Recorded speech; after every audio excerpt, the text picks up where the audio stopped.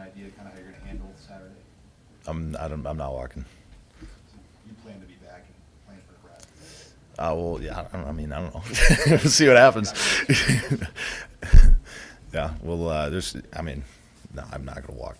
How complicated is that, just to decide the extra year, the unknown of the head coach, just all the things in the guys' mind like yourself with this game on Saturday? Yeah, a lot of questions need to be answered with decisions and stuff like that, but I can't really tell you because I don't really know. So yeah. How do you balance the unknown for the next several weeks? Don't worry about it. I don't know what's going to happen, so I'm not going to put energy into it. I'm going to worry about how we can go win this game and how we can play as a defense. But how hard is that, though, to compartmentalize things? Yeah,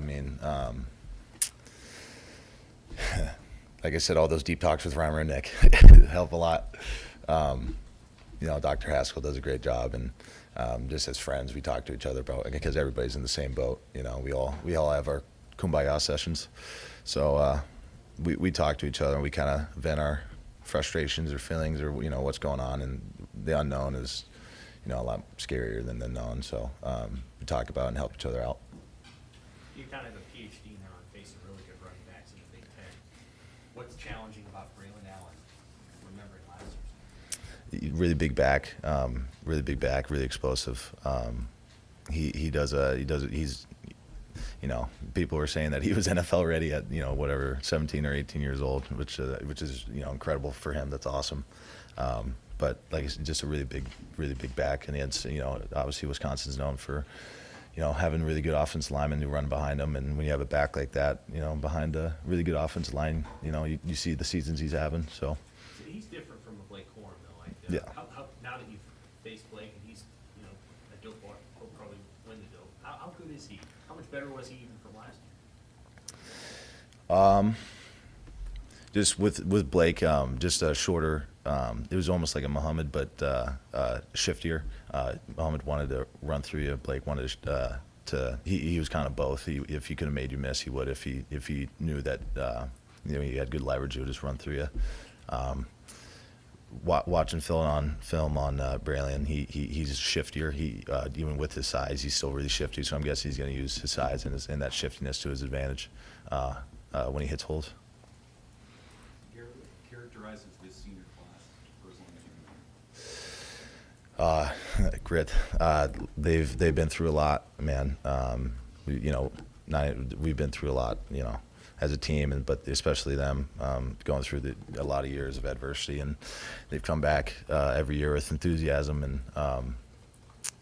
the opportunity to lead and the want to lead and do well and help those young guys out and to get better in their positions and develop them. When you think of the class, who do you even think of? You've had a few guys that have been here for 4 or 5 years. You've had some other guys who have been here for a few months. Yeah. Who do you think of? In my position, I think Caleb and how far he's come as a person and as a player, being kind of a problem child for a little bit, and then all of a sudden stepping into a captain role and being a motivator and just kind of turning his work ethic and his perception on the team around. And, highly respected player, great dude, turned himself into a leader. And then another one that comes to mind is Travis Vokalek, transferring in and helping that tight end room out a ton and being a vital part of our team. And another guy that stepped into a captain role, leadership role, and is very critical to the team and has been very critical to the team since he's been here. Those are the two that are off my mind. I'm thinking about right now, and I love those guys to death. And Caleb kind of been the start sheet to my hutch a little bit on the other side of the line. So, losing a partner, but yeah, they've done awesome. Garrett, what's impressed you most about Ernest Haskell? Just his development, how early he's developed. You can see the difference how he's played in the beginning to the end of the season, and how much those game reps helped him early, and how that's translated to the end of this season. How much he's improved in his play. He's handled a lot of things as a young guy really, really well. Those playing middle linebacker in the Big Ten, or just playing middle linebacker period, is a hard thing to do. You kind of have to be a computer out there and do your own job really well. And being a freshman true freshman in the Big Ten, and handling all that is next to impossible. He's done a really, really good job about it, and that's credit to the leaders in that room. That's credit to Coach Root of helping him out and getting him ready for these big games. Is there an encouraging part to you about how Hausman's one of them, but Hartzog and Jamin Wright got out there for more snaps? Some of those guys who could be around a bit, how they're coming along. Yeah, it's awesome because obviously you see those guys every day working, and what they've been through and what's happening that behind the scenes that not everybody sees because you're with them every day, and you know what they're going through, and how hard they're working and grinding and wanting to be out there. And when they do and they excel in that opportunity, when they're out there, it's you can't feel nothing but warmness and happiness inside for them.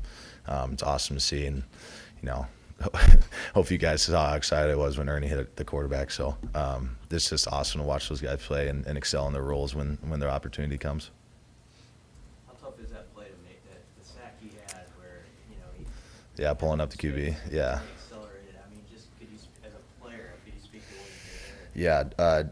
Yeah, obviously JJ's a pretty shifty quarterback. Running out in open space, and Ernie having a one-on-one big boy tackle out there. He could go two ways, either way, and shot his leverage, shot his guns, and got a sack in a critical situation. That's one of, if not the hardest tackle to make, just as a defensive player. Period. And when you have no help and you have a really, really good shifty ball carrier. Garrett, first 4 games of the season, we have one sack and 1 tackle for loss. But since Indiana, we've had nearly 5 sacks and 8 tackles for loss. Since the beginning of Indiana to now, what have you been seeing, or what have you been maybe doing differently to improve your play? It's just been the teams that we played. Those first 5 games, they chipped, slid, they either did 3-step or quick game. So, and some of the sacks that I didn't get were forced interceptions. So, you give it to either guy, and they give it to him, which is fine because hopefully win the game. But it's just stuff like that. We in the D-line room, we know about it and we care about it, and we see it on film. Getting pressures, getting hits, and forced interceptions, and seeing us or myself in the backfield a ton. So just different options and different teams, and just our improvement as a defense and knowing where we fit, but just how their offenses are and how they scheme us or me or just their offense as a whole is just a lot more drop back pass and a lot more 3rd and longs. Garrett, last home game of the season, what's your message to the fans who have stuck with you guys through the challenges of this year? They mean the world to us because as a Nebraska kid, and knowing how much this team and this university means to the state and these people, as a Nebraska kid that sees that, and the constant support and love that we get for our team means everything to us. And keeping showing up and through the adversity just kind of tells you the type of people we have in the state and the heart that they have. So there's no words. I can't really think of enough. Just gratefulness and thanks.